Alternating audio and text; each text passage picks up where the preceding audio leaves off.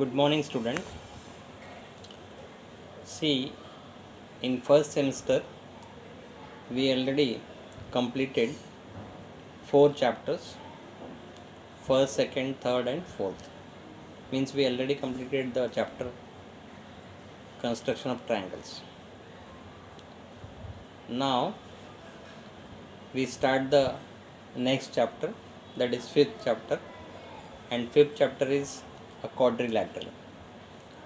Now, in quadrilateral, what we have to study? The types of quadrilateral. First, we have to study the types of quadrilateral. Now, how many types of the quadrilateral we already know?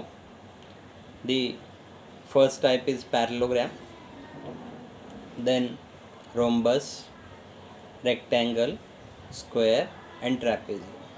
These are the types of quadrilateral, and we have to study these types in this chapter. The properties of these quadrilaterals and the sums related to the different types of quadrilaterals. First, we have to study the properties of quadrilateral. By using these properties, we can solve the sums related to the quadrilateral. So first is parallelogram. Okay. Now, first we have to study the properties of parallelogram. Now, what are the properties of parallelogram? See, in parallelogram, when we going to study the parallelogram, the first property of parallelogram is the opposite sides of parallelograms are parallel and congruent. Opposite sides of a parallelograms are parallel to each other and congruent to each other. This is called as parallelogram. Now, other properties are there. The adjacent angle of parallelograms are supplementary.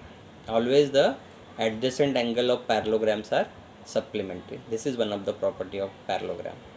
Now, another property is opposite sides of parallelograms are congruent. In definition, we already said that the opposite sides are parallel and congruent. That quadrilateral is called as parallelogram. Means one property is the opposite sides are parallel to each other, and another property is the opposite sides are congruent to each other. Now, the opposite angles of parallelogram are congruent. The opposite angles of parallelogram are congruent. Okay. Now, another property is diagonals of parallelogram bisect each other. Diagonals of parallelogram bisect each other. These are the properties of parallelogram. By using these property, you can solve the sums related to parallelogram. Now, come to the next quadrilateral, and we have only study the properties of that quadrilateral.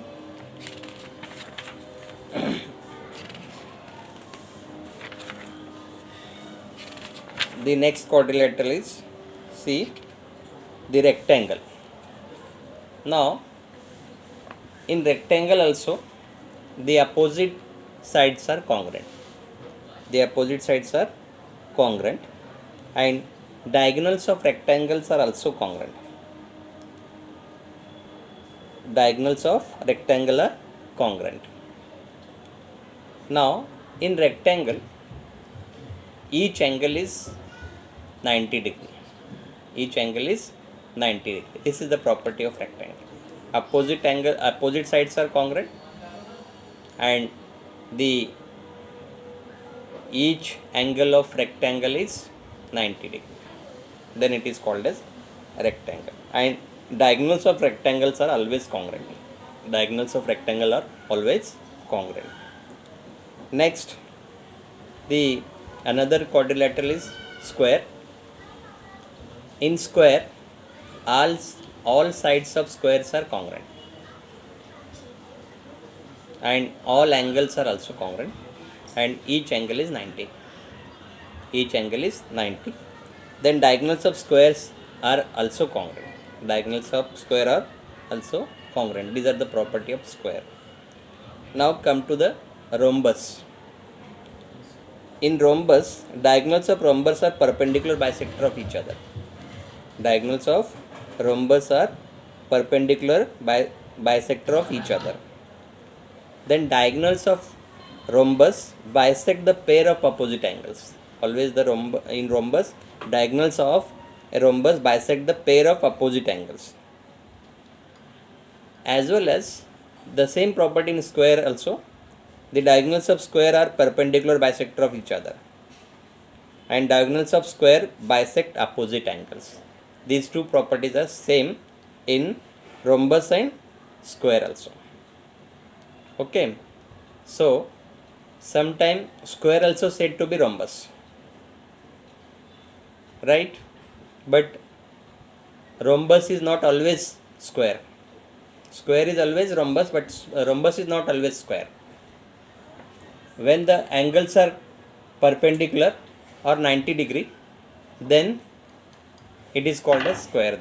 Okay, so these are the property of square.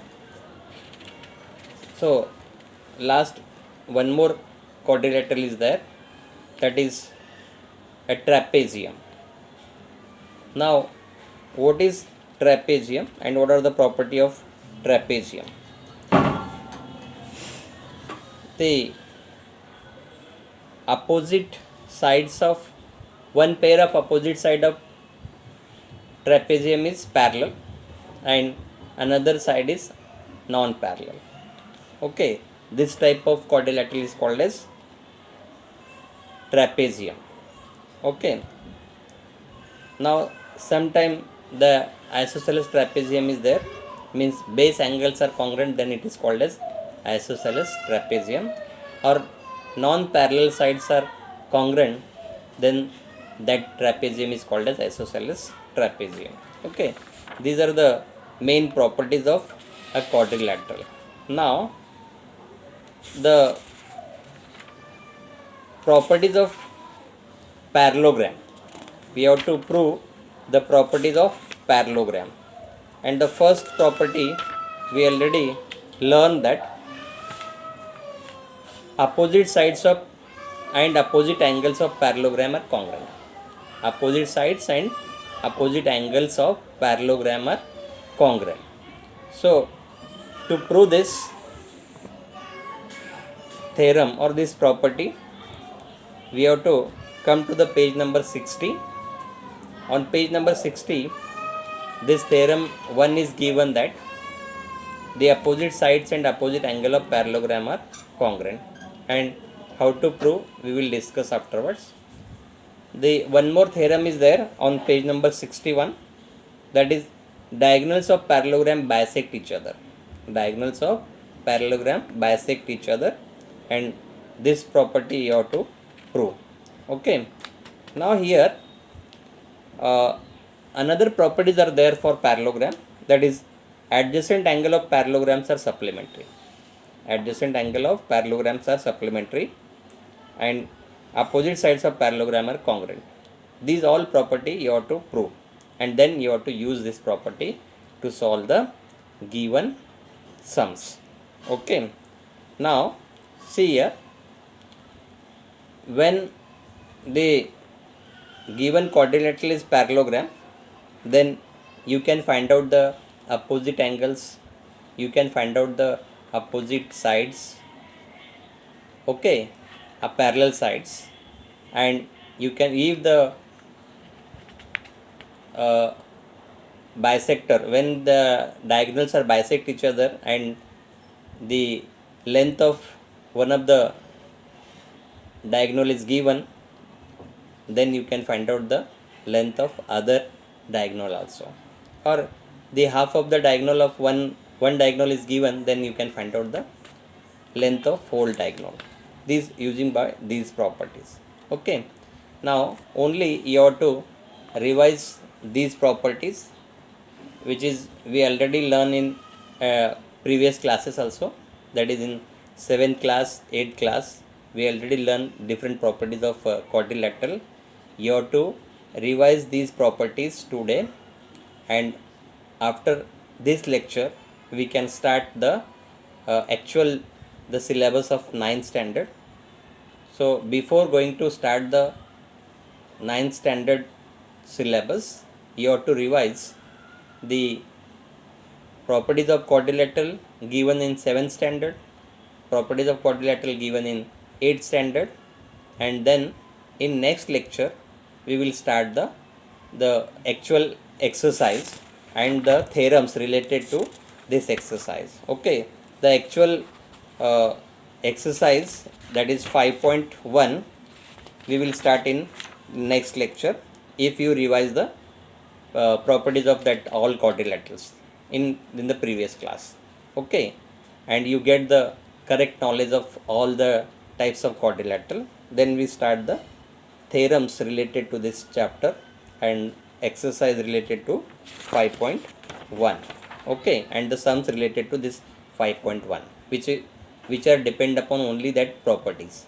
By using these properties you can solve 5.1. Okay, so today only we will know the properties of different types of quadrilateral, mainly the properties of parallelogram, the properties of rectangle, the properties of square, the properties of rhombus, and the properties of trapezium. First you have to write down the properties of all the quadrilaterals one by one. That is, first write down the properties of parallelogram, then the properties of rectangle, then the properties of rhombus, then the properties of square, and then the properties of trapezium. Okay, so the tomorrow's assignment also the same. You have to write down the properties of all the quadrilaterals, types of quadrilateral. Okay, so prepare the properties, and tomorrow you have to today you have to send the assignment as the properties related to all the types of quadrilateral. Okay, so we will now stop here. Afterwards we will start the actual syllabus of a quadrilateral, that is 5.1, and the theorems related to 5.1. Okay, so thank you.